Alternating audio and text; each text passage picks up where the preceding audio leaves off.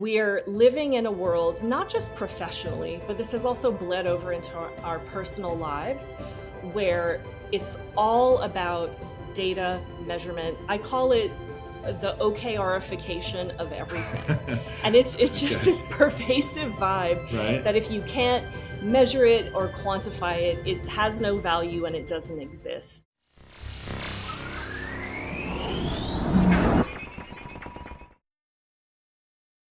We are so grateful to be supported by these community champions: Sales MD, Team Friday, Realist Lab, Kiana Patterson, Diego Chavez, Jer Boucher, Heather Ryder, Janine Sua, Lily Roca, and Steve Kernan. Hola, hello, hi, bienvenido, and welcome back. Or maybe it's your first time with us. Welcome to Entrepreneurial Thinkers. As you may or may not know, this is the show where I get the privilege to have weekly conversations with some of the best and brightest entrepreneurial thinkers, I call them, across all sectors and segments of society and industry as we come together to really try and accomplish two things. One, try to better understand how to navigate this complicated world that we live in. And ideally, maybe through the power of this conversation, leave the world a little bit better than we found it, which would be really, really nice, right? So today I am really grateful to be joined by this friend here on just another part of Los Angeles, joining us across town, Leslie Campisi. She's the founder of a firm called Beginners, which we're going to talk about a whole bunch more as we get into this conversation. Also a former startup and VC industry CMO, or Chief Marketing Officer, for those that don't know. So she is literally, as they love to say in the tech industry, kind of sat on both or all sides of the table. And so her insights are particularly important in today's world, which is ever more complicated, where roles are kind of ever more mixed up and convoluted than they used to be. So I want to tell you a little bit about her before we bring her in the show. It's my privilege as the host. I get to sometimes do things that other people don't get to do. And one of those is to kind of adapt a typical kind of common turn of phrase. And I'm going to say that Leslie is the consummate Renaissance woman. Right? As we might say Renaissance man in Old English, but I'm going to say she's a Renaissance woman, both classically trained and a modernly adaptive storyteller with a very kind of holistic, humanistic belief system. She stands out in a sea of people nowadays who call themselves storytellers. If you've ever tried to launch a startup, a brand, or even just a fresh idea of some sort, you know that the hardest part isn't building the product, it's getting the world to care. And if you don't know that, then you desperately need someone like Leslie in your life. She's really the ultimate storyteller for people who start and lead things of all shapes and sizes. She's been named one of the most influential technology industry, public relations, and communications executives on the planet.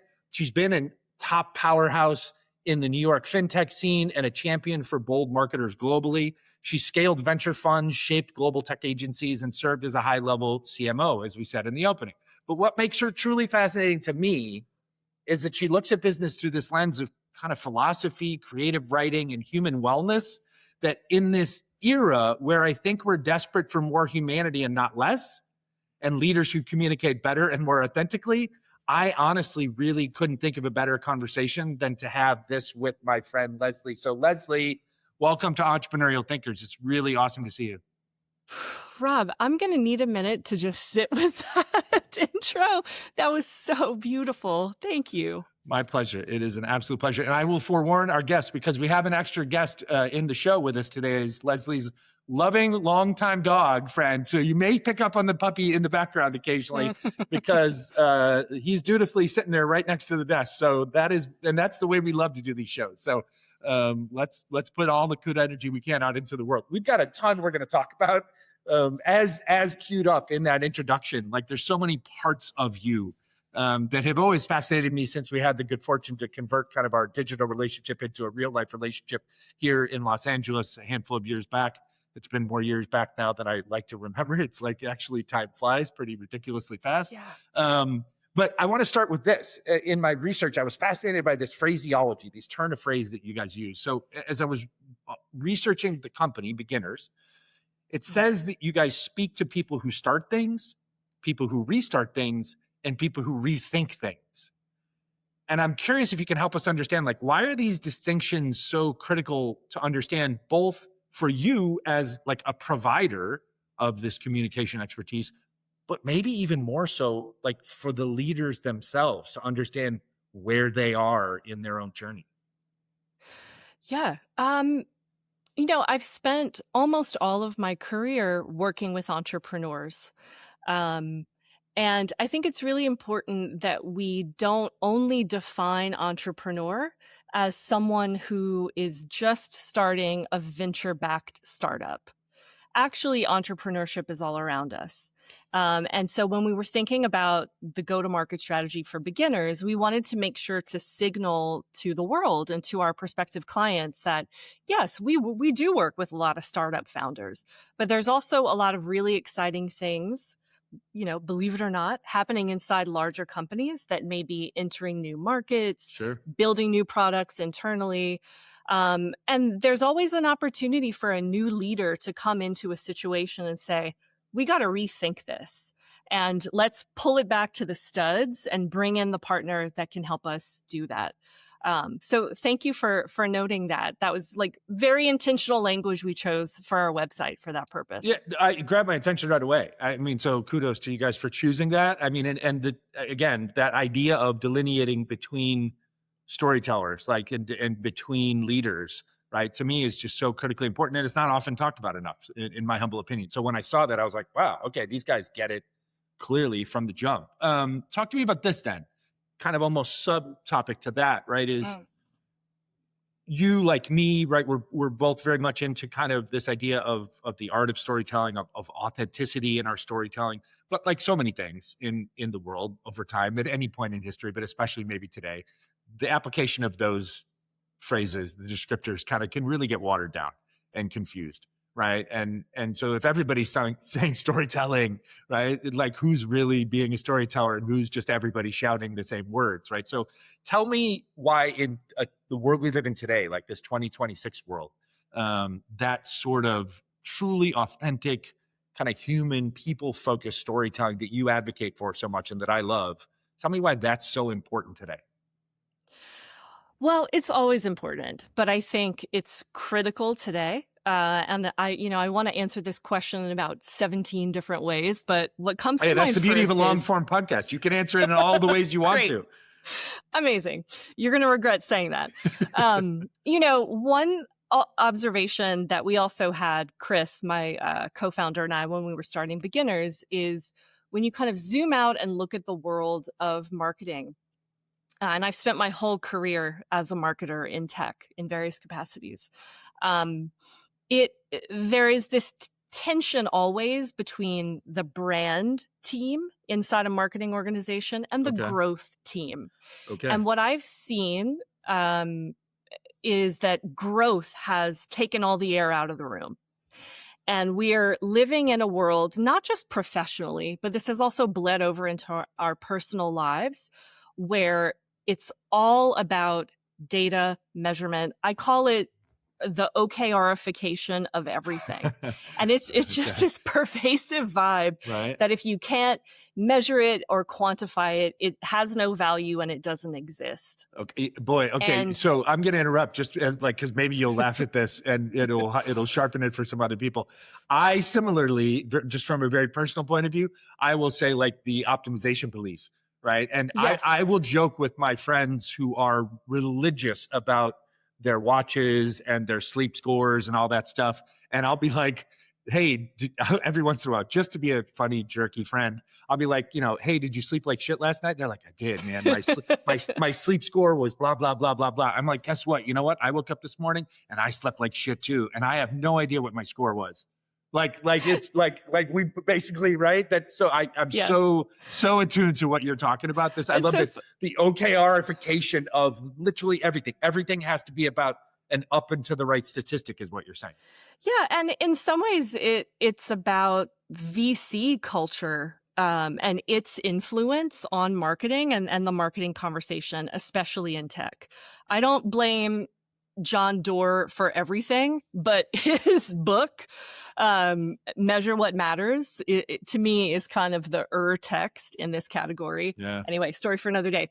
It's funny you mentioned sleep tracking. I have a close friend and former colleague who runs PR communications for a very hot startup based in Berlin. Okay. And he said he always pays attention when someone shows up to a meeting wearing an Aura ring. Because like, when they get the Aura ring and they start to wear it, like the burnouts, they are approaching the threshold. That's funny. So it's funny to think of it. Also, like, what a great tell, right? Like if you're a marketer or a brand, like, and you're advising a group of people at a conference room table, like I've never thought of that. I'm out of my conference room table advising stage of my life and career. But like, if you could sit down and you can pick out the people with the Aura rings, and then like, oh, okay, so now I kind of know how they think about data and how they think about measurements and story. Like, okay. But honestly, it's not just them; it's everywhere. Yeah. And I think.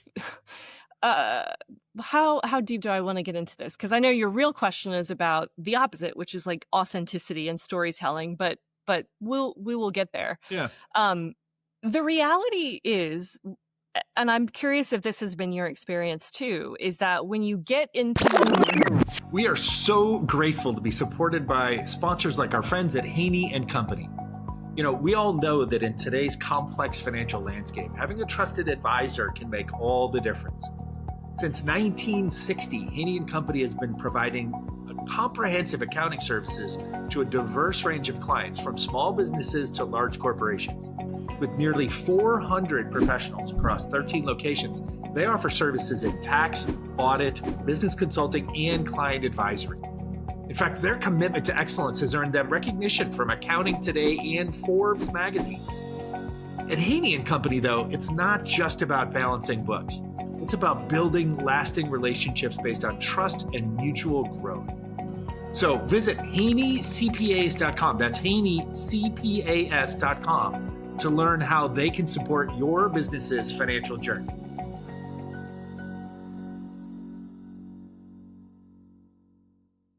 The rooms where decisions are made, and you understand how the economy and the market works, how VCs really make decisions. It is vibes based. Sure. Right? And so a lot of this obsession with measurement that I see inside companies is like doing cover work for the actual decision making, which is happening behind the curtain. It's a great way to put it. So we're all kind of playing this game, and I'm just sick of it in a lot of ways. And of course, like my clients, I have conversations with them about measurement and how to measure things. And I honor their need for that. But in terms of my personal platform and what I believe, it's just out of control. And in some ways, we've reached the point now in this age of generative AI and its influence on marketing land where, people are so desperate to kind of extract themselves from this way of thinking, they're willing to try anything. And ironically, now they are willing to try, okay, well, what if we, what if we did something on the brand side that we can't measure, or that we've never done before, or that and so people have now kind of come back all the way around. And I think authentic storytelling, your question is sort of attached to this. Yeah. Authenticity is such a loaded term. Right. In and of itself. Right. Yeah. I mean, it's kind of like asking people to show up and be their authentic selves at work. Right. Like literally. I know like in my, and this was kind of something else I was going to ask you, but like, I know in my own context, I was talking about this with someone yesterday, right? I started my career effectively now like 40 years ago, right? And working for my dad. Yeah. And I know that I now know in retrospect that what my dad was teaching me then about relationship development, about sales, about business, all that stuff, was essentially asking me to be an authentic person, like to be a genuine person, to develop trust, to develop to have empathy for others, to be able to communicate with others, as my dad used to categorize it. He's like, I want you to be as equally effective talking to the boardroom as you are to the backroom people. Right. But he never used the word authenticity in 1988. Right. Like that's like, but to your point, and it sounds like essentially lots has changed, but the fundamentals have stayed the same. Yeah, the humanity of what work means, because it's about people doing stuff together. Yeah. Right. Yeah. And, and the conversation around AI and technology should really be about how to enable that and make it better and not replace it. But the brands, you cannot turn on a brand or a reputation like flipping a switch. And so I think it is really important to start experimenting with the trust building, as you just said, and kind of authentically communicating, transparently to all of your different audiences as a business and as a leader. So that's your internal team. Internal communications is so important for entrepreneurs and often overlooked. And to get out there and start talking to people. Unfortunately, what that often looks like today is advice. And that's Okay. kind of one of my newest pet peeves is so much of the kind of storytelling and writing that you see companies and people doing these days is just how-to material, Okay. which is really commodified and Right. undifferentiated. And I'm frankly, like, as a consumer of information and reader, like, I'm tired of reading other people's advice, and I don't want Yeah. to, and frankly, Yeah. like, I don't want to give anyone any advice. Yeah. And I'm the worst, and I'll sound super boomerish when I say this, even though I'm not a boomer. But I'm Gen X, and I guess I'll be the next version of the boomers. But yeah, like, and no offense to the good intentions of, or even skills of that super earnest 27-year-old who wrote that really great essay, but like, there's very little advice that I'm about business or life that I'm taking from a 27-year-old who's been in their job for 2.5 years. Yeah, Like, but and again, like, I sound like the jerk in that context, but like, I'm pretty sure I've seen or done whatever you're about to tell me in my 40 years. And maybe with the nuance that you're missing because you're still so early in your career to be doling out advice. yeah, but to that person, I would say, I'm very interested in what it feels like to be you. Thank you. Tell me about your experience. 100%. I interviewed I interviewed a young venture capitalist yesterday. He's like probably 26 or 27. And my fascination with the conversation was his unique lived experiences. Like, and then how that is informing what he's doing professionally and how they're doing it differently. Right. But not solely because he is a VC. Right. Yeah. So I'm interested in reading writing from anyone that is self-reflective.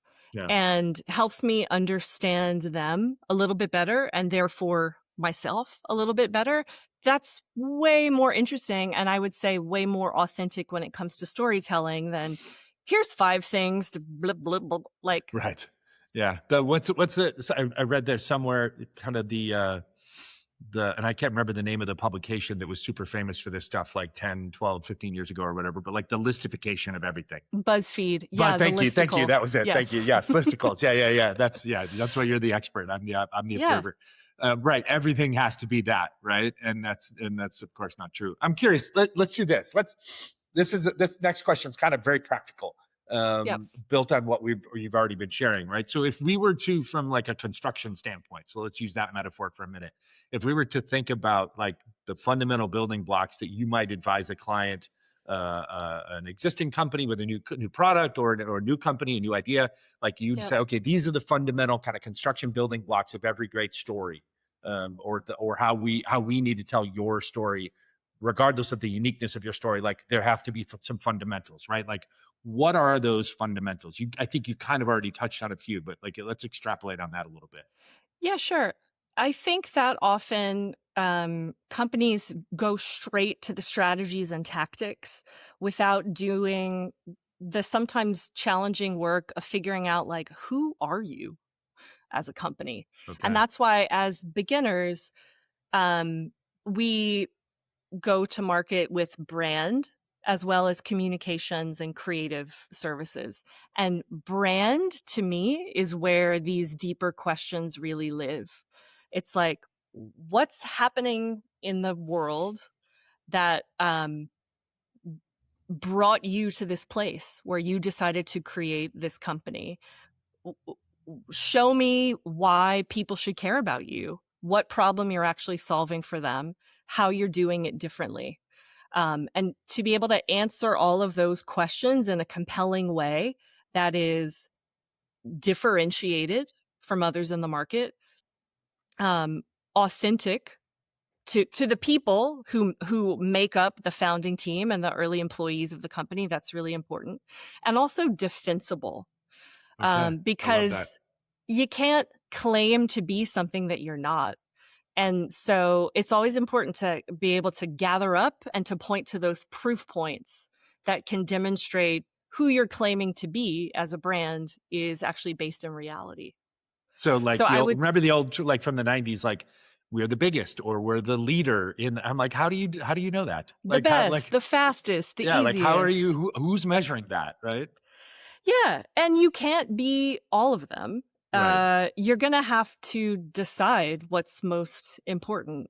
And that can change and evolve over time as your company changes, but it's really important to try to build that brand North Star in a way as early as possible and stick with it for a minute and Do you see how it find, feels, and see how your customers respond to it.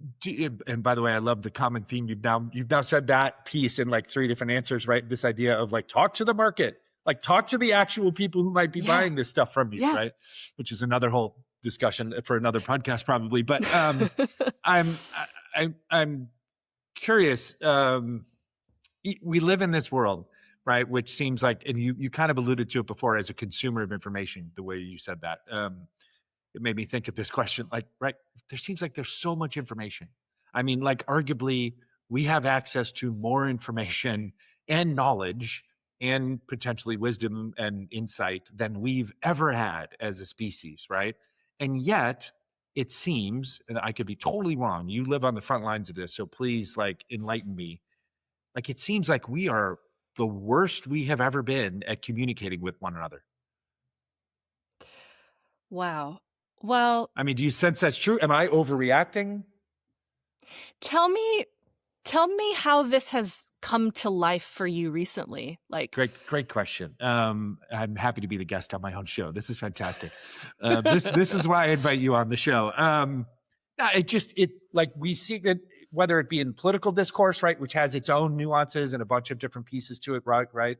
But in business, whether it be just, as you say, kind of as long as we can shout louder or we can shout what we say we are without necessarily a bunch of validation into the market, and just keep saying this is what we are and this is what we are and this is what we are, like almost as if we're just going to try and beat the market, the consumers or the enterprises into believing us if we just say it enough, right, without a lot of basis. Like it seems like we talk past each other a lot, and it seems like we, maybe from the other point of view is, and I say this as a lifelong salesman, right? Like we love to be sold and marketed to.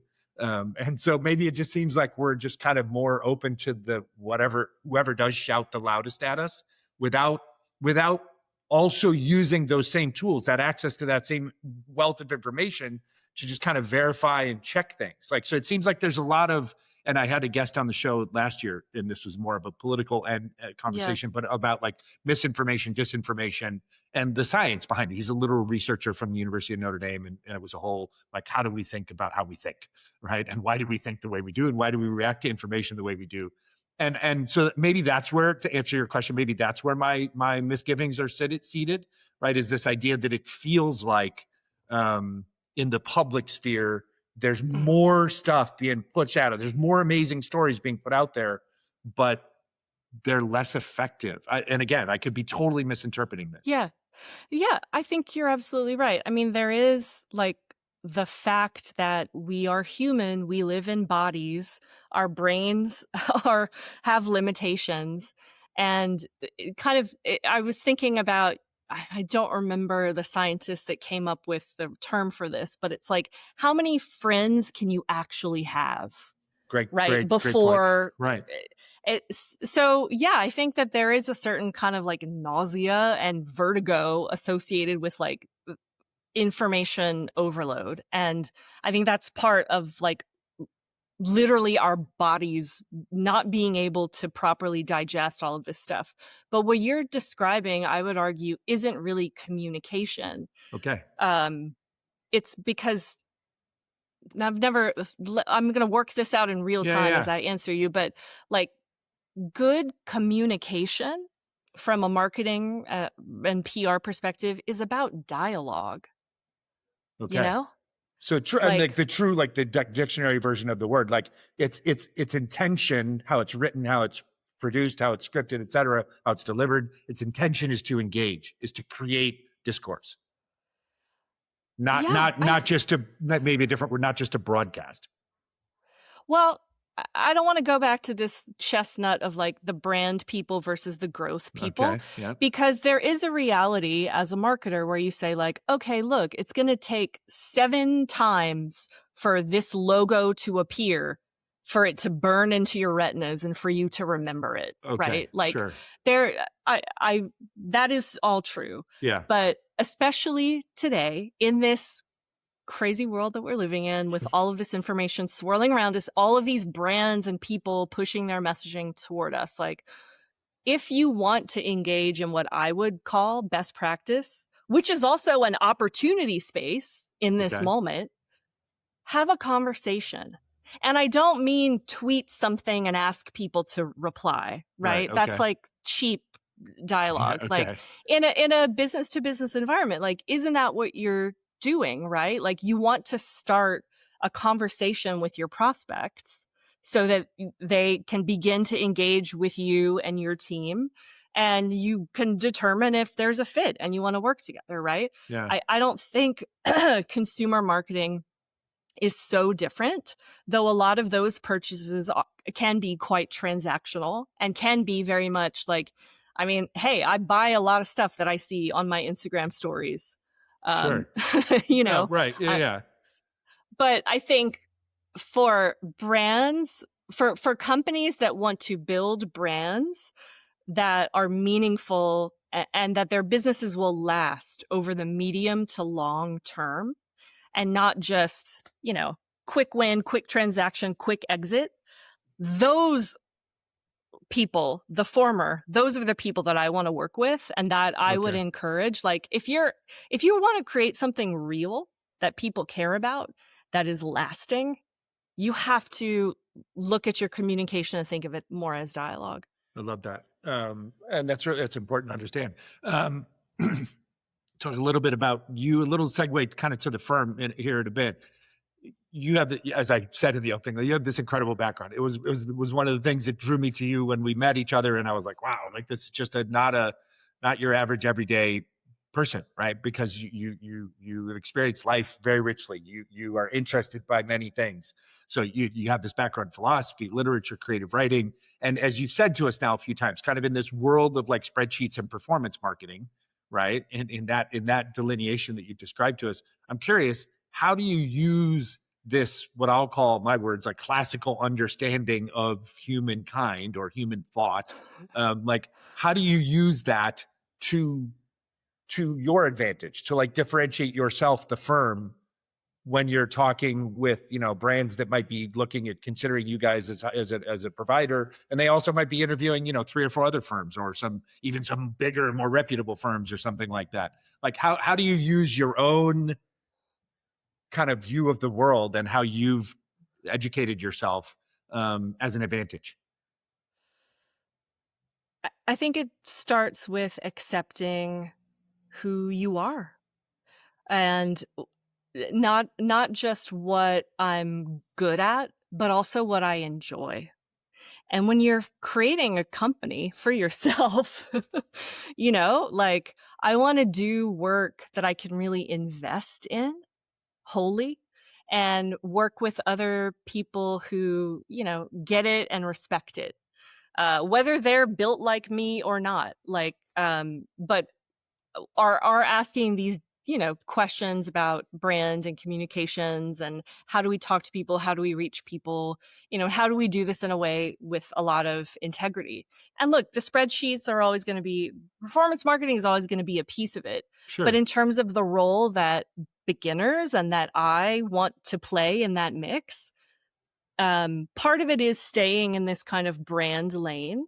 Yep. But part of it is also, and this I think maybe comes from like the liberal arts education, is you kind of see how everything connects too. And having also worked as a marketer, CMO inside you know, these kind of more startup-y environments, you really have to take a holistic view across things and start to understand that nothing is really going to succeed in isolation. And so even though as beginners, we're not running your direct customer acquisition, we know what we can do to help make that team successful, or make Yeah. a sales team successful, or help your customer success team be successful, right?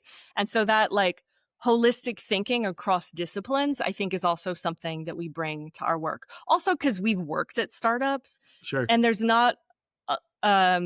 there aren't enough people who work at agencies who have been the client, in my experience. The value of sitting on all sides of the table over the course of your, Yeah. you have differentiation as a result of that. Although I will praise those of us that are the byproducts of the proud liberal arts philosophy of education, because Yeah, didn't we? Yeah. I mean, that's, to me, that is, and especially, I don't know how you feel about this, like this is off script a bit, but like in this kind of age of AI, right? And this age where we've maybe just started to realize that all the shouting of the last decade or 15 years that like, go learn how to code, like that's the only path forward. And now maybe even those people have kind of woken up to like, oh shit, turns out like you don't need to learn how to code because the computers can code for us. Like, and then I'm sitting here going like, yeah, learn how to learn. Like I've got a niece here in town who just graduated, 18. This is the best story ever. She got into off the wait list like a month after, surprise to UCLA. And so she's going, because when UCLA calls after you were committed to this, after you're committed to this other school, the UCLA calls, you're like, I'm thank you, I'll be there. But she will study public policy and public affairs and communications. And she is like the mini me of our family. She is this wonderfully talented, smarter than me, more attuned to the world, but also like very much a generalist, very much a classic, like waiting to be educated liberal arts kid. Right. And I'm like, I don't care what your dad, like the hardcore numbers cruncher guy, tells you. Like, I love your dad and I will talk with your dad. But the truth is, like, your dad is just trying to make sure you're safe. I was like, so he wants you to get a great job because he thinks the only jobs are these jobs. And like, he's not talking about the jobs. He's talking about like, he wants you safe. And I'm here to tell you that what you really need to do. We are so grateful to be supported by sponsors like our friends at Chisos Capital. Everyone knows that raising capital is hard. And frankly, finding the next pool of entrepreneurs to get access to as limited investors is sometimes impossible too. Do you have a big idea, a dream you're building, but you're struggling to find early funding?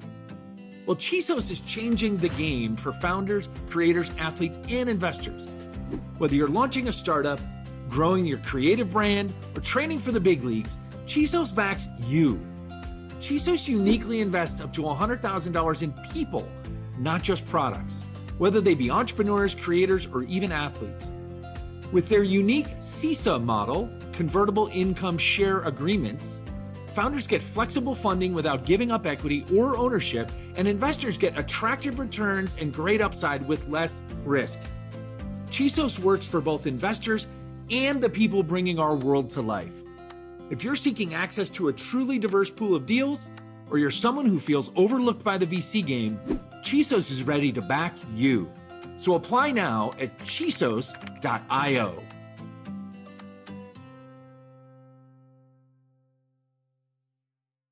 Need to do is you just need to learn how to learn in today's society. And that's kind of where this question comes from you, is like, as you're interacting with the clients that you deal with, as you have been now entrepreneurially, you and your partner building the firm itself, like this recognition that the path that you took in your own upbringing, in your own life choices, like is actually the differentiation now, is pretty cool.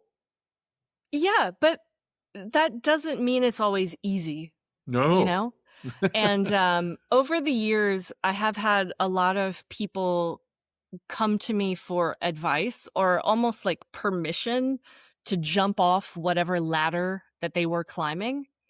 And, I try to be honest with them, and I can't, obviously, I hate advice, so I'm not going to tell anyone what to do. Already established that. But yes. But, for me, it all makes sense in the rearview mirror when I Sure. look at it now. Yeah. But when you're going through it, it doesn't always make sense. And you see people, advance in their careers. Like I did a pretty long tour of duty in tech PR on the agency side. And if I had been able to stay in that type of environment and, keep going, my life would look a lot different. Sure. And I have a lot of, people in my network who've made those choices who have very impressive jobs and careers. And, Yep. there is always that like little yearning for what might have been. But Sure. I think you have, for me, I think I have to really, I've made the choice to stay true to who I am, because I know that if I need to give myself what I need, and if I can build the career and the work that allows me to do that, I'm not only going to produce my best work, but I'm going to really be living my purpose in a way. And honestly, Rob, like when we met, I had just fairly recently moved from New York to Yep. LA. You were beginning your own process of this. Yeah. And that experiment for me has very much been about, in New York, work was always at the center of my life. Sure. And I figured out how to build a life around it. And when I came out to the West Coast, I thought, what if I started with my life and then I built the work around that? Yep. And you have. And that, well, I mean, it's a work in progress. I was going to say, and you are right in present tense, not past tense. Again, because I've teased it unintentionally in that unexpected question, talk to me about this, I don't know if it's a conflict or if it's just a nexus between AI and its usage in content creation. For those listening, not watching, I just air quoted content, right? Like content creation or storytelling or our marketing or our brand materials that go out, like, everything is populated with the world of M dashes and the same phrases and there's like no personality to it. And again, I personally believe, and I'm not against it as a tool, like I'm not some Luddite, right? But also like, I think it again just provides an opportunity for a brand, I would think, or for a company or for a founder telling their story or for an executive trying to lead a group forward or create a new product to differentiate, to humanize, right? So you you use the tools nowadays and that's okay, but then you've got to humanize the tool. Like the output has to be you still. So I would imagine in your world, like does this come up a lot? Like this whole, where does AI fit in our strategy, or how are we using AI to create the content or the branding, or are you kind of coaching against that?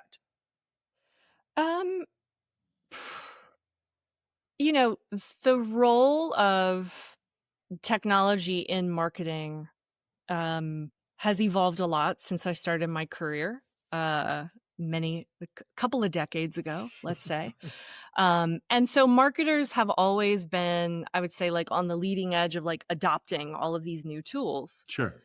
When I started my career, I was working as this is not my first job, but an early job. I was working as a content manager at an online community. Okay. And when we had to send an email out to our members, I would go in with a guide and hand code Java because literally MailChimp didn't exist yet. Right. Yeah. Right? There you go.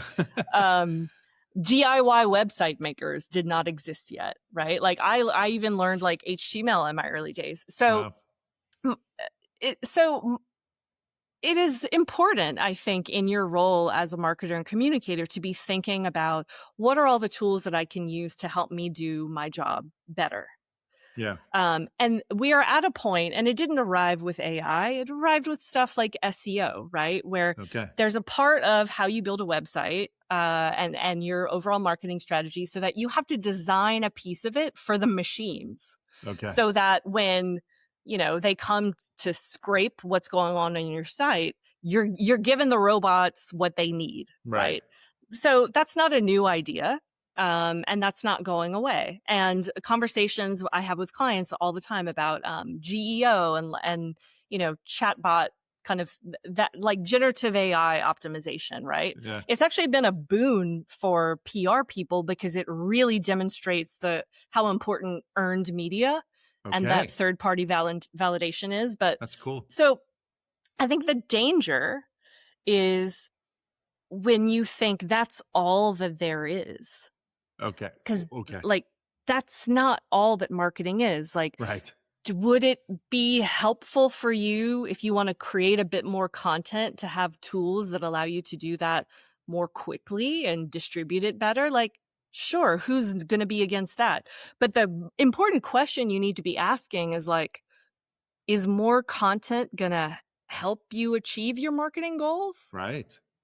You know, a lot of people are still using not just obviously AI generated posts like on LinkedIn, Yeah. but also AI generated graphics. And Yeah. that like I noticed that more now lately, that particular thing.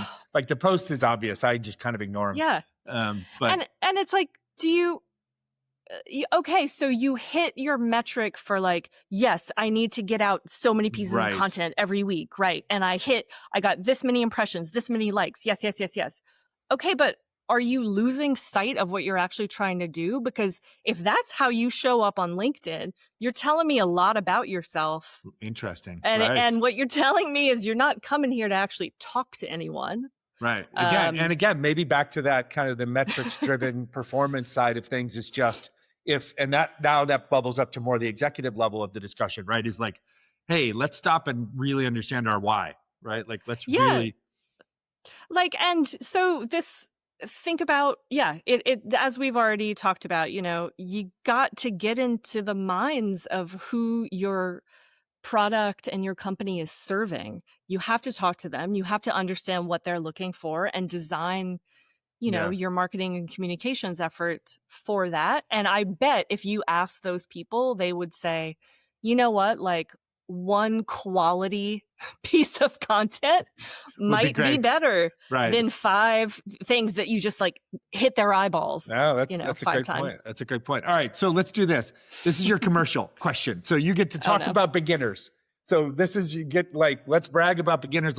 I'm curious about all the businessy stuff, right? So what's the business model? What are the services you guys provide? What types of, who are the types of clients you engage with? So just give me the pitch and then we'll kind of pull it apart a little bit. Yeah, I feel like we've actually talked a lot about beginners. We already have. We have in the best of ways, like without me asking this obvious question. But I want to do the obvious, like, first of all, I'll tell you this. I'll ease you into it this way. I think the naming is amazing. Like I mean, you have used the word describing the name of your company like 8 or 9 times today in sentences in which in the moment it felt like you were not saying the name of your company. You were literally talking about being beginners. And every time you've done it today, I've been like just clocking it in my head going, oh, that is good branding. Like, this is amazing. Like, I keep thinking she's saying like, she's a beginner. They're beginners. They identify with beginners, but she's actually naming the company. So tell us about like the origin story of beginners between you and Chris. It's so, yeah. Thank you, Rob. That's really kind. I mean, that was unintentional, but it really speaks to like, if you build something that is like authentic to you, like it's just going to come out that way. Exactly. And so, we ran our own naming process, to ourselves. Yep. And we didn't get to beginners, as often happens, until very late in the process. Okay. And I think we were just kind of bored and looking at a lot of obvious choices. And what really spoke to us about beginners wasn't just that it spoke to the target audience, right? Mm-hmm. That we work with, people who start things or launch things or relaunch things. Yep. But that it was a little bit cheeky because Chris and I are actually quite experienced. You know, so it's kind of a wink to that. But also, one value that Chris and I really share is this idea of how important it is to have a beginner's mind. And you got to try stuff. And I think that also really spoke to something that I think we could probably like pull through in our client communications and our work in a greater way. But this idea of, the tech industry and like what it means to be an entrepreneur has evolved so much just over the last 5 years, 10 years. Yep. And a lot of, what felt like the core playbook of how things got done doesn't work anymore.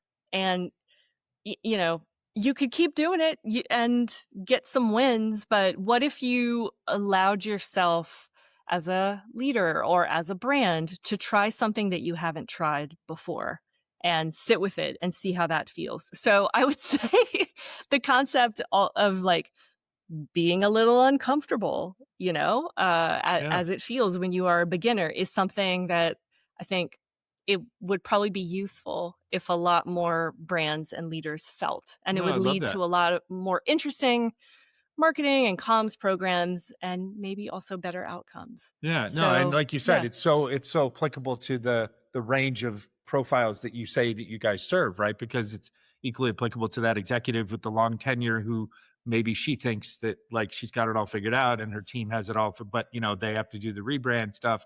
You're like, hey, you're a rethinker, like you're rethinking things, and we're here to help you kind of like think like a beginner again while you rethink this, because that's probably the most effective way to rethink this is to take yourself back and think like a Yeah. beginner again.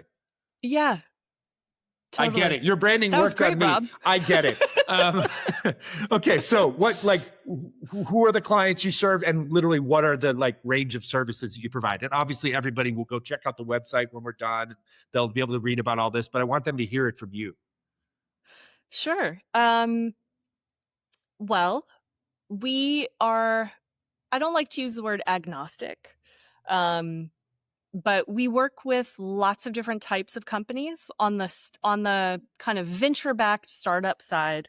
I would say our sweet spot is working with like Series B, Series C stage Okay. companies that they're not new to marketing by any means, and they likely have a marketing team that's been focused on kind of performance and growth marketing, but they've reached a point where they want to get serious about their brand and really think about building that brand and communications function and doing larger scale storytelling.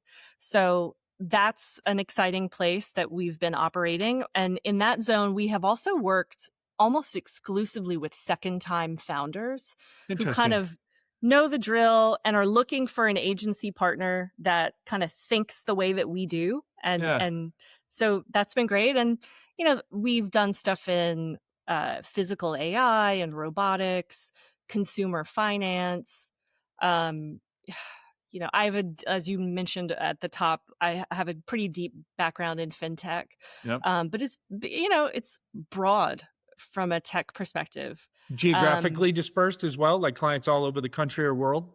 Yeah. I mean, one of our wildest projects was a rebrand for actually a health tech startup, and their founders were based in Dubai and Copenhagen, and Okay. we're in LA. Yeah. But there you go. we made it work. And I was you just answered something else. So Chris is located here in LA too? Yeah, interestingly, so Chris and I met because we worked together at a startup, and we're both former New Yorkers who came out Nice. to LA for different Okay. reasons Yeah. During the pandemic, but he more splits his time between LA and New York, and we also have a team based in New York as well. Okay. Awesome. How do Yeah. clients engage with, like, it sounds like there's a healthy amount of referrals and relationship driven stuff that's happening, but also I would bet there's probably just other ways that clients find you or you find clients. I'm curious what those are. Yeah, it's a mix. I think, I was thinking when you were talking about your niece who's going to be at UCLA and kind of like what to learn, and the importance of building a professional network or even a personal network is not something that I understood, I think, until way later in my career. Yeah. So it's so important, especially as an entrepreneur, to build that network. So yeah, some of it just comes from word of mouth because I worked in VC, and I know a lot of people in VC. We often get referrals from investors Right. for their portfolio companies.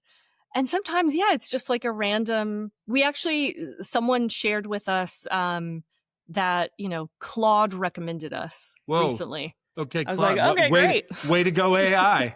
Thanks for the Yes. lead. How funny. That's awesome. Actually, it's funny Yeah. is the young guy I was talking to yesterday, not surprising, he's a VC. He's on the front edge of all this stuff. He's in San Francisco. And he's also a really young guy. Like he made a reference to something like that. And I didn't quite pick up on it when he was talking about it. But now that you said it again, I'm like, oh, that happens. Like those are essentially search engines now. In some Yeah. ways, I guess, right? Since they're scraping Yeah. all of every human bit of knowledge we've ever created. Another thing I'll say just related to like where business is coming from. Something that I've focused very deeply on over the last year or so are trying to find and network with tech people who share my values and who are really thinking about the Beautiful. future of the industry that we're trying to build. And I just want to say to anyone who's watching this, like, or listening, your people are out there. Yeah. And not everyone can be very vocal, depending on, what kind of role or what type of work environment they're in. But if you, I'll just leave it there. And I'll say that a lot of our most interesting business has also come from people who work in tech, who weren't in my professional network until I Sure. realized that we were both really passionate about, Yeah. getting tech CEOs to push back on ICE and surveillance. Right. And, No, of course. You find your tribes in the most unexpected ways. I'll tell you, this is a bit of good news for you is not surprisingly, like, so when you finish becoming a guest of this show, which you will be finished with in the next 25 minutes or so, you become an alumni. We refer to you and everything as an alumnus, not as a guest, like a former guest, Great. because literally what we have found over the now 6 years and 220 some odd episodes of this show is like, I am obviously very naturally seeking out like-minded people, right? And so we have, whether it was intentional or it's happened by happenstance, like we have created this community of like-minded people. And so a lot of your people who see the world very similarly to you from all the different disciplines, or as I say in the intro, across all sectors and segments of society and industry, are here. And then we're finding that then our listeners and viewers are, of course, pattern matching to that kind of in the best of ways. I have, so that's some good news for you. Like you found Awesome. another tribe here. So that's, you're Great. all entrepreneurial thinkers in my mind.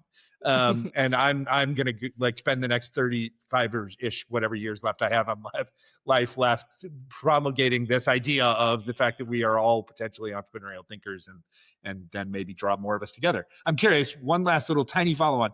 Yeah. Do you, and it's actually a great setup after what you just said, is do you guys do any work? Does Beginners provide any work, a service to people outside the sphere of tech and startups and corporate business? Like, do you have occasion to provide beginners comms and PR advice to, I don't know, public agencies or government agencies or universities or political candidates or any of that kind of stuff? Yeah, absolutely. We've worked with privately held companies that are going through a growth spurt or want to try something new.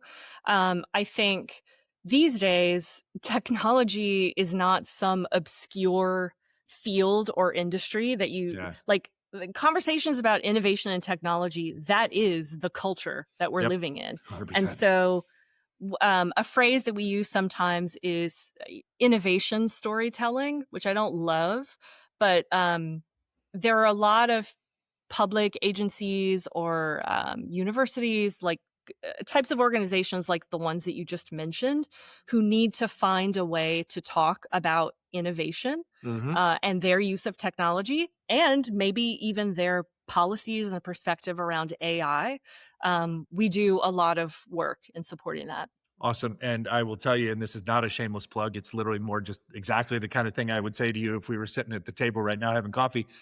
You are absolutely going to love the upcoming conversation that will release a few weeks from now, a few weeks ahead of yours, that I recorded about a week or so ago with a gentleman here in Los Angeles named Rohit Shukla. And Rohit is one of the OGs, I mean, both in literal age and in experience, of what I'll call entrepreneurial thinking. We would traditionally call kind of the innovation space here in Los Angeles and Southern California in the United States. And I mean, Rohit has seen it all, done it all, And it may have been, first of all, it's one of the longest conversations I've had in a long time on this show, but it was because it was literally so compelling that we could not stop. And so that's coming up soon. And it speaks to exactly what you were just talking about there. And that is a relationship, by the way, here in town that I will go out of my way to make for the two of you to know each other, because you two should know each other. And so, yeah, that's just a little side note for you. Like you'll really, everybody's going to enjoy that episode, but you may particularly enjoy that episode, based on what you just said, which is awesome. All right. Two kind of final questions. Yeah. And this is a bit more personal end of your life journey. Like you work with teams, you have worked with teams over the years, like to help them build resilience in their stories, in their communications, in their company, in their product launches, et cetera. I'm curious, like, do you think, based on your broad life perspective, like, do you think that organizations can truly prioritize like well-being inside of their company culture or inside of how they interact with their community or their consumer base or their client base without sacrificing this, or like, I'm poorly wording this. Can we build a company culture or a brand around well-being and goodness, while also having this kind of obsession with, growth and growth metrics and all that kind of stuff that we've talked about so much today? Like, can you do those two things together today, or do they become mutually exclusive? Yeah, that's the tough questions for the end. I know. Yeah. I got a redeeming question after this one, so don't worry. Well, I think I'm going to put all of my critiques of capitalism off to the side. Fair enough. Okay. And I'll talk a little bit about my journey into health and wellness, because we haven't talked about that, but I know it's something that you know about me. So just to kind of set the table. Like a lot of people in the middle of their careers at like times of great responsibility and like explosive career growth, I wasn't taking care of myself.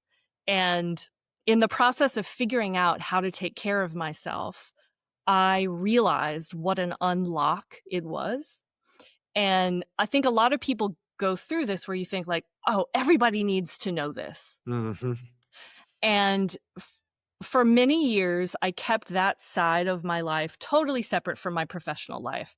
I became a surfer. I became like all white women who live in Brooklyn for a certain period of time. I did my yoga teacher training. Yes, you are a accomplished surfer. You are a certified yoga instructor and a wellness coach.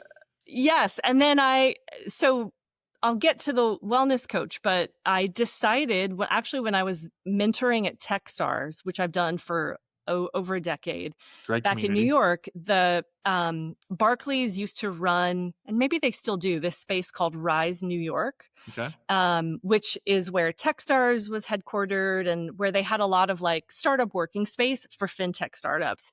And the yoga teacher had just quit. And they said, well, do you want to do this? And so I became a Techstars mentor / like yogi in residence at Barclays, New York. And it was incredible because I sort of lived in both worlds. I was able to like pry off a few of these founders, like, okay, just get out of the glass case of emotion, slide the door shut and get on the yoga mat for an hour and like just see how it feels. And they started to show up, and I had bros, showing up in baseball caps doing yoga with me. And that felt good, but it only just felt like a starting point. And I thought, it's not really about yoga, but I was curious. And after doing a lot of research, I ended up enrolling in a program at the Mayo Clinic on health and wellness coaching, because I thought, okay, what is this field? Like, let me just explore it, figure out. And what I discovered is that there's a whole definition around health that isn't just about the absence of illness, but about the presence of health and well-being. Okay. And so it's a really complementary way of thinking to traditional medicine, and just like, get rid of all the things that are hurting you. We are so grateful to be supported by sponsors like our friends at Plain Text Capital. You know, investing in Web3 and cryptocurrencies isn't about jumping on the latest trends. It's about understanding where the market is headed and why. Plaintext Capital is a digital asset investment firm focused on long-term strategies backed by deep research, backing the best Web3 companies and protocols, and investing in the newest asset classes of the future. They believe that Web3 crypto will drive digital innovation for decades to come, creating significant value for investors. In fact, their team of highly skilled professionals work with institutions and serious individual investors who want clarity in a space full of hype and noise. So if you're looking to cut through the chaos and invest with purpose, Plaintext Capital brings a disciplined, high-conviction approach to investing. You can learn more and meet the team at plaintextcapital.com.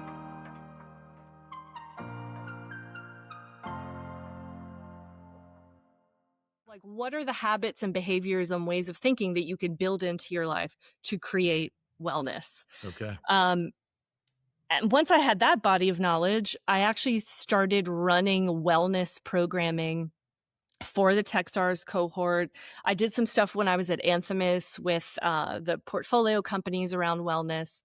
And I became a board certified health and wellness coach. And though I don't really pursue that professionally any longer, like, Yeah, but it's part of who it you has, are. yes, it has deeply informed the way that I think about running a business and having a team, and also how to give myself what I need to be successful. But finally, to answer your question, let me say this.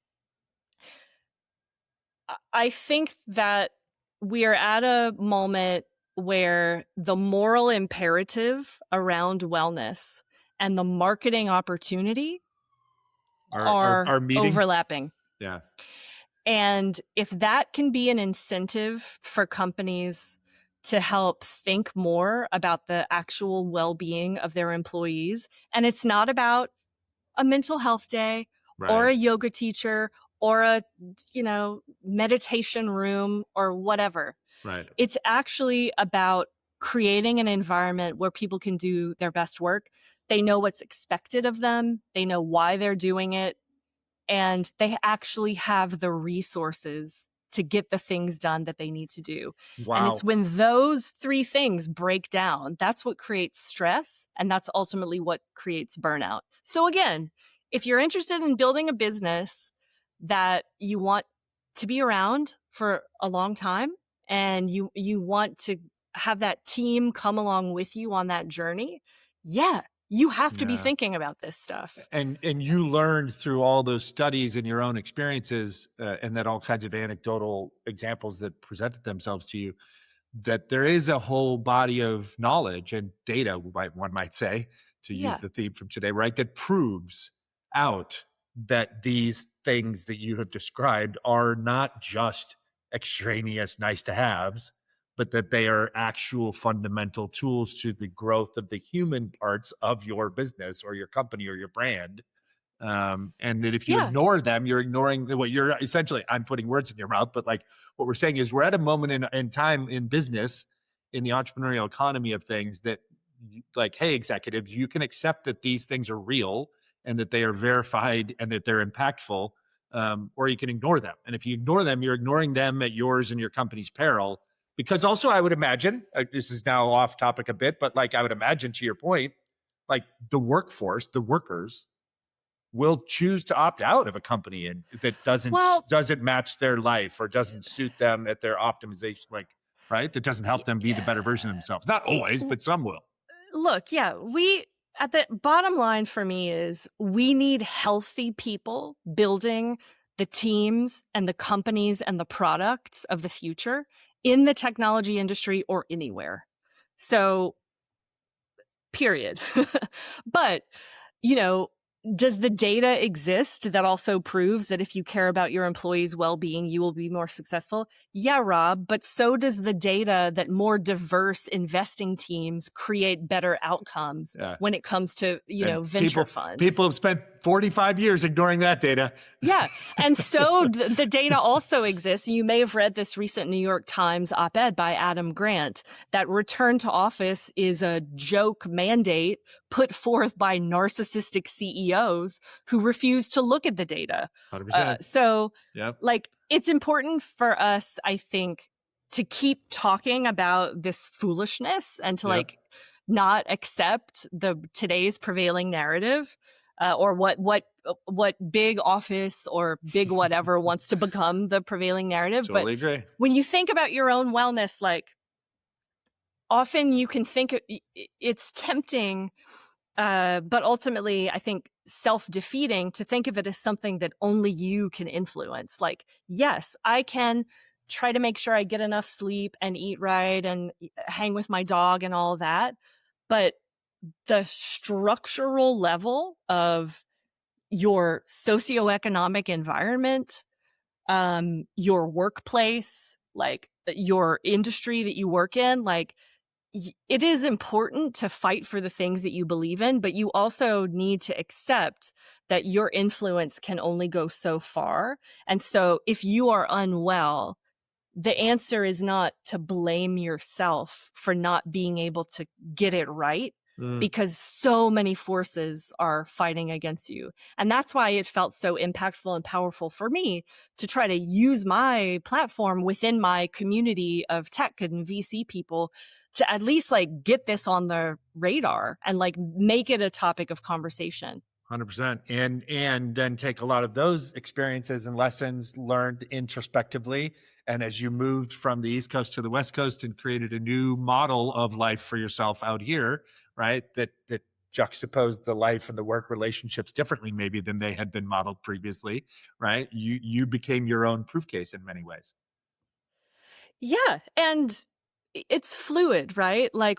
I love working from home, but I have to say, after doing it for 6 years, it does feel a little bit isolating. Sure. I'd love to have an office. So what works for you today might be different from what works for you tomorrow. And so it's important to always kind of be evaluating that. This is, by the way, I'm about to make another shameless plug of another episode that you need to listen to.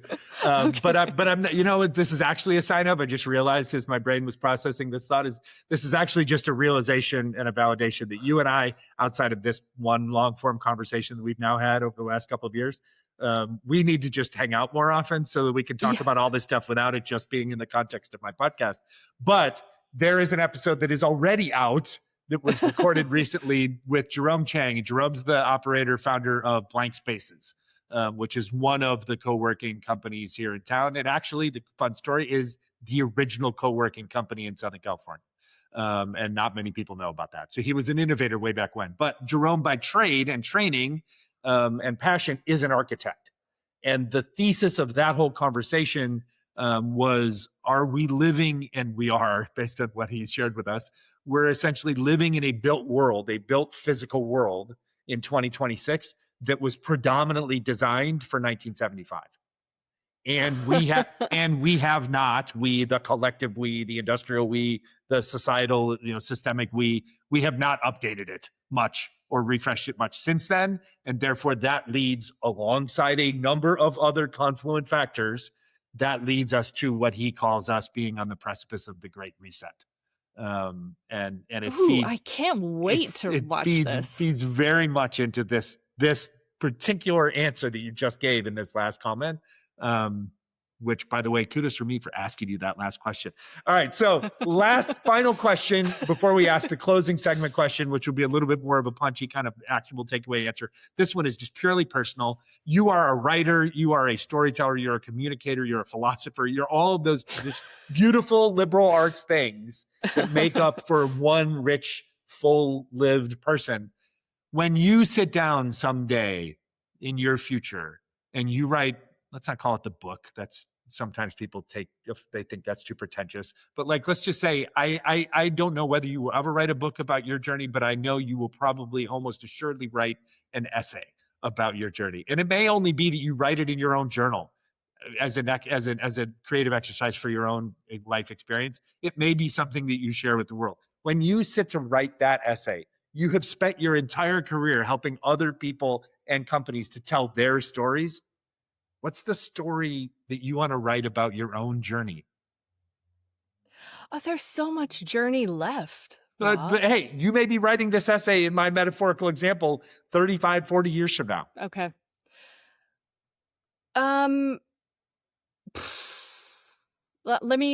Maybe I'll answer, but I'll answer in a different way. So I have been thinking a lot about my relationship to work. And I think it's a fascinating topic, especially, as like a woman in the world, entrepreneur. And I'm always looking for books and stories and media that explores that, and I don't find as much of it as I would like. So you're hitting something that is really real for me. Interesting. Because I think it's so important for especially other women who are coming up in their career to like, I have to find a way to pay forward the experiences that I've had. What form that takes, it could take a lot of different forms. This has been a secret, but I'll break it here on your podcast. I'm also a musician, and I've released some music, and the next EP that I'm going to be releasing is actually a set of songs that I wrote about work. I can't wait. I didn't realize that they were connected in that way until recently. And I was like, whoa. Okay. And so I'm psyched about that. I have also, living in LA, creative people are all around you. It's so super inspiring. City of dreamers and doers. Yeah, I live in a neighborhood called Frogtown, fairly close to the Elysian Theater, which is like ground zero for creative, whether it's like indie comics or writers, the clown community of LA. And so I've actually taken a couple of workshops there where I've also thought about like how it might come to life on stage. But like a great work memoir where I just like spill all the secrets of, what it was like launching Rakuten in the US or the craziest moments that I've had working for some very interesting people. Right. There are great stories in there. Yeah. And colored by, or as you would say, like deeply informed by your own experiences. And therefore, like, it's not just an anecdotal story that's interesting or funny. It's perspective. Yeah. Right? So maybe there's a through line of your storytelling. Yeah, because work has been central to my life, and it still is, even though I've reconfigured it. And so maybe what I'm saying is, I'm going to create art about it. Love it. Man, I'm really glad I asked that question too. I'm on a roll today. This is fantastic. So you're the best. You're like this is like a perfect foil. Like to my fun of hosting and my joy and curiosity, you are just giving it back to me tenfold, which I love. This will be a fantastic episode. So last question. This is totally different vibe. So we're out of our philosophical life conversation. Let's just, for these executives that are listening, for the leaders that are listening, that are thinking about like, man, our brand messaging or our stories getting lost in all this noise, right? Like what would be, I'll use the phrase like kind of a storytelling audit, or like what would be a few simple steps that everybody should do to like that they can perform on their brand or their brand story or marketing messaging, et cetera, to see if they're really connecting with the people that they want to be connecting with? Yeah. So one way to interpret your question would be, what's the best way to get feedback on what you're doing? Yeah. And there's lots of different ways to do that. What's great about startups is that they often already have a mechanism for asking their users and customers for feedback. And whether that is like run by your customer success team and kind of rolls into that work stream, or things that you can do even inside your product to bake in asking people how they found you, or if they, read certain things or saw certain things, right? Those are all paths to pursue, but nothing is better than a good old conversation with someone. Nice. So who do you want to task on your team to do that? Or as a leader, do you want to do some of that? Because like as a partner, we often are the people that go out and ask those questions and conduct that audit. Okay, sure. And ask, whether it's current members or partners or prospects, like, what do you read? Who do you trust? What are you paying attention to? Where do you hang out online? What events do you go to? So great. All great questions to ask yourself. Yeah. But also, if like the only way to figure out if your storytelling is working or not working, is to ask the people who it's for. Yeah. Love that. And I also love that the full circle nature of this conversation that I got to end by getting you to give some advice, which is fantastic. Boom. I snuck that one in on you. All right. So this has been amazing. I already said that. Like, I couldn't be more grateful for this conversation. It has been an absolute joy. I honestly expected that we would have a fun conversation together. But this has even exceeded my expectations. So I'm so grateful for that. Thank you. Thank you. You're so kind. Yeah. Thank you for like holding the space and letting me like go off on these crazy riffs and go in there with me. Absolutely. That is the pure joy of what I get to do every day. Okay. So let's make sure people can find beginners, for the beginners in the world, or for the people that are already doing it who want to learn how to be beginners again. How can we find beginners? What's the website? What's the social medias? How can people find or follow you if you want them to or don't? That's up to you. But like, let's list out all the details now, and then we'll put them in the show notes as well. Yeah. We are on the web at wearebeginners.co. Okay. We have a Substack you can subscribe to with updates here and there. You could definitely follow us on LinkedIn, but I would say, reach out to me directly. You can find me. I would say LinkedIn is probably the best bet, and you'll see, you'll start to get a sense of what I care about and what Rob and I talk about by seeing the stuff that I post and repost. And what's 100%. So interesting is, we were talking about LinkedIn earlier and like, how to tell if it's working or not. I find that people don't engage with a lot of the stuff that I share, but they always catch me live to tell me that they liked it or they read it or they appreciated it. Isn't that fascinating?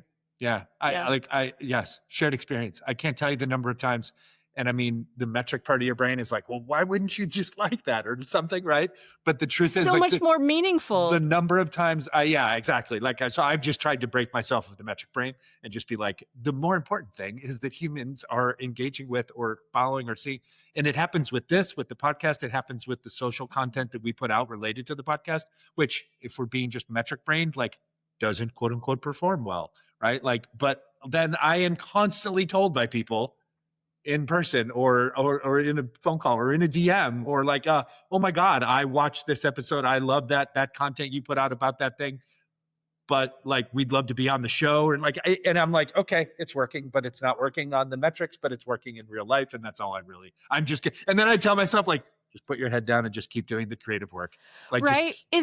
Just keep doing the creative work. It really is about like showing up and continuing. And like, so many people are playing the short game. I think another thing you and I have in common is we are actually playing the long game. Yep. I mean, right. Some of our most famous known artists over the course of history, right, actually became famous after they were dead. I mean, right. So like, if you're chasing fame, like, you might not even be around to reap those benefits of that chase. The truth is, do great work. Like, just create. And I say this to our little team all the time. You may appreciate this phraseology in particular. And it sounds self-aggrandizing, but it's not meant to be. Like, I literally believe that what we create with each of these conversations, which is now like 220 some odd of them, I believe we're creating conversational art. And I believe then we are taking this conversational art, which today's is like one frame, one photo, one image, and then we're putting it out into this thing that's like the digital archive of history, the internet, and it will literally live forever. And if this conversation doesn't impact somebody while you and I are alive, but it impacts somebody because they find it on some whatever version of the future digital archive of the internet is, and it makes an impact on their life, then this was well worth our time. Aside from the fact that it was already worth our time for ourselves, for you and I. People are, that does speak to the popularity of podcasts, I think. Like, we're hungry for people talking. Yep. Real conversation. I literally just said it in a social post this morning. I was like, you'll laugh, you'll see it. I'm getting to record. I'm getting ready to record. I didn't say it with you, but I was like, I'm getting ready to record. And it's the joy of long form conversation in a world that is dominated by clippable, short, momentary hot takes. Right. So I will literally, and God willing, like it just requires mostly my brain and my mouth, my voice and my heart. So I should be able to do this until I'm like into my 80s and 90s. And I will continue doing this, right? Because why would I stop? So, I believe you. I love it. This is so awesome. Thank you so much. Really, really appreciate you. Thanks for inviting me, Rob. And as always, we thank you so much for listening and watching. Today's show is produced by our team at the Storytellers Company in Mexico City and Los Angeles. And you can always find, follow, subscribe, and share our show as found on Spotify, Apple, YouTube, or wherever you find your favorite podcast by searching Entrepreneurial Thinkers with Rob Ryan. You can also follow along on our various social media platforms for clips and contents at Entrepreneurial Thinkers. And if you'd like to connect with me, our host, you can find me just about anywhere on social under the handle I am Rob Ryan. Thanks, and have a great day.